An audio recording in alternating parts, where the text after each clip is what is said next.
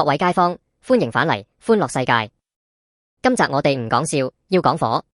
講緊嘅係香港特區官員嗰種高高在上、錯咗都唔認嘅傲慢樣。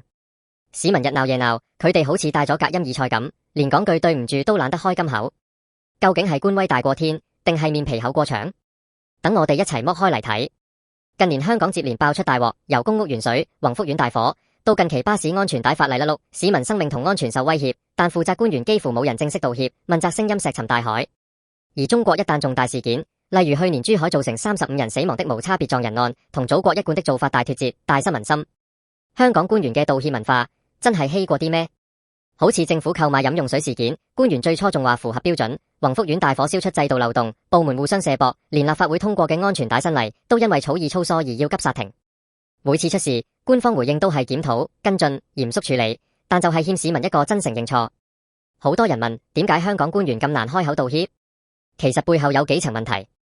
第一，係官僚體系嘅死不認錯文化，佢哋覺得認錯就等於認衰，會削弱管治威信，甚至驚影響仕途。於是就算擺明係政策失誤或監管不力，都要死撐落去，用一大堆技術用詞同程序嚟解話，等件事慢慢淡忘。但市民嘅眼睛係雪亮，你越係閃閃縮縮，民怨只會越煲越滾。第二，係問責制度形同虛設。理論上，官員犯下嚴重錯誤，應該要即時追究，甚至免職。但睇返過去幾年幾單大事件中，有邊個高官因為咁而下台？好多時都係調職、退休，或者等風頭過咗就冇事發生。呢種高高舉起、輕輕放下嘅處理手法，變相縱容官員唔使為過失負責，亦令公眾對政府失去信任。舉個實例，鉛水事件搞到全城媽媽擔心小朋友中鉛毒，政府最初仲話水質冇問題，後來先死氣承認，但至今有冇一個官員為監管失職而鞠躬道歉？宏福苑大火揭示咗舊式商場嘅消防隱患，部門之間嘅協調漏洞明顯，但事後檢討報告出完就算，冇人孭起頭責。近期巴士安全帶條例，立法會通過咗，政府部門竟然發現條文有漏洞要暫緩，即係當初審議同草擬時根本唔夠仔細，浪費公帑同時間。呢啲唔係技術問題，係態度問題。有官員可能覺得道歉就等於認罪，會惹嚟更多法律同政治後果。但其實好多外國例子顯示，真誠及時嘅道歉反而可以平息民怨，挽回公眾信心。道歉唔代表軟弱，而係對市民嘅尊重同對責任嘅承擔。香港市民要求唔高，只係想見到官員有同理心，肯企出嚟講一句係我哋做得唔好，對唔住，我會負責改正。